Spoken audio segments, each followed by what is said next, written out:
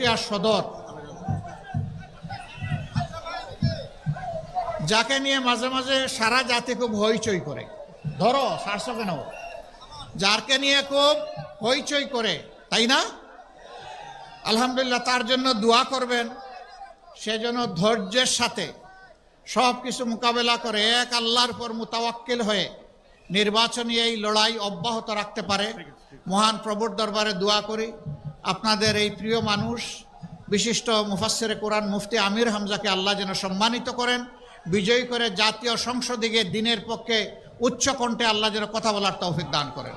তারও বিজয় ছিনিয়ে ইনশাল্লাহ 12 তারিখে আপনারা ঘরে ফিরবেন। তারপরে কুষ্টিয়া 4 কুমারখালী খুকসা, এখানে জনাব আফজাল হোসেন, আলহামদুলিল্লাহ উনি নির্বাচিত উপজেলা ভাইস চেয়ারম্যান থাকাকালীন অবস্থায় নিবেদিত প্রাণ সমাজসেবক হিসাবে কাজ